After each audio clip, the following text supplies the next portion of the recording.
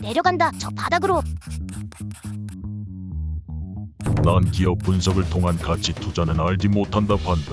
다만 기술적 분석을 통해 투자를 한다면 지금은 팔아야 할 때가 아니라 사야 할 때라고 생각한다 판다. 자, 난 지수가 이 선에 닿을 때마다 분할로 살 계획이다 판다. 그게 무슨 선인데? 닿으면 가격이 오르는 마법의 선 같은 거야? 그딴 게 있었으면 널 알려주겠냐 판다.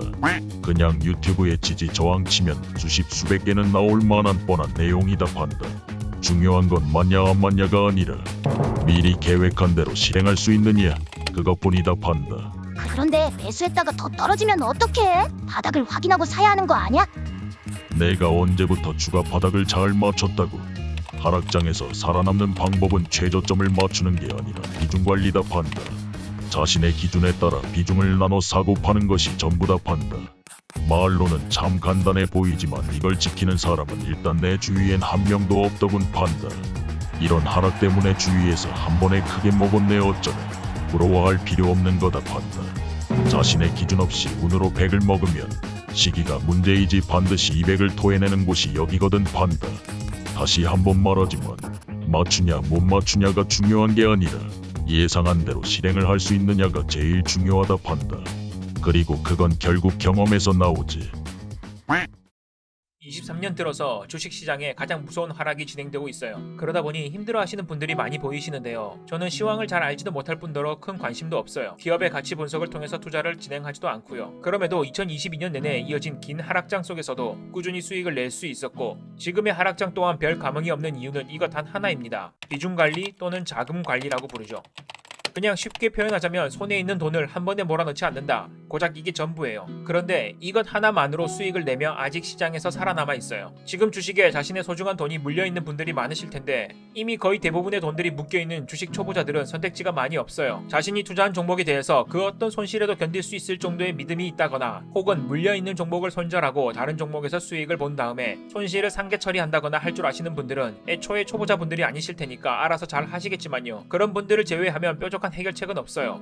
그러면 어차피 물린 김에 이것 하나라도 반드시 배우셔야 한다는 거예요. 지금 반드시요. 어떤 주식 종목에 투자하기 전에 현재 자신의 자금 안에서 몇 번의 분할을 통해 매수를 하실 건지 반드시 매수 전에 계획을 하셔야 한다는 겁니다. 물론 주식 투자 방식에는 수많은 방식이 존재하기에 어떤 매매 방식에 따라서는 분할 매수를 염두에 두지 않는 방식도 존재하는데요. 이 방법이 좋다, 저 방법이 좋다를 떠나서 분할 매수를 하는 이유에 대해서 먼저 생각해보죠. 분할 매수를 하는 이유는 불확실성에 따른 위험을 조금이라도 줄이려고 자신의 소중한 돈을 나눠서 투자하는 거잖아요. 그럼 분할 매수를 염두에 두고 있지 않는 매매법이라면 단순히 투입 금액을 줄임으로써 분할 매수와 동등한 효과를 낼 수 있다는 말과 동일하죠. 그런데 이게 쉽지 않다는 건 주식 투자뿐만 아니라 재테크에 관심이 있으신 분들은 누구든지 아실 거예요. 자산 가격이 떨어질 때의 두려움도 물론 크지만 상승할 때 탐욕이 훨씬 강하다는 걸요. 나를 놔두고 갈 것 같은 그런 두려움. 그러니 자꾸만 자신이 감당할 수 있는 비중을 넘어서게 되는 거예요. 일단 저의 매매 기준을 말씀드리자면 전 직장인으로서 단기, 장기 수익 매매를 진행하는데요. 그 어떤 종목을 매수하더라도 매수 버튼을 누르기 전에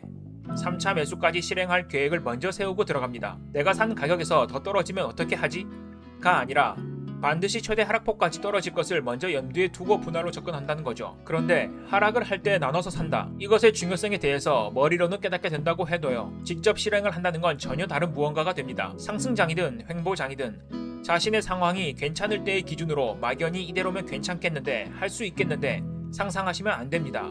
자신의 돈이 그리고 희망이 눈앞에서 사그라들 때의 두려움은 아마 자신이 한 번도 보지 못한 자신을 불러낼 거거든요. 그러니 할 수 있을 것 같은 사람이 아니라 상황이 닥쳤을 때 실제로 할 줄 아는 사람이 되려면요, 결국 경험이 쌓여야 합니다. 그러니까 정리하자면 주식시장에서 살아남기 위해서는 비중 관리가 필수로 병행되어야 하는데, 이를 머리로만 아는 게 아니라 몸으로 직접 깨닫기 위해서는 결국 경험이 중요하니 살아남는 게 우선이라는 거예요. 그런데 어떻게든 살아남아서 경험이 쌓이려면 이 또한 비중 관리가 필수적이라는 거예요.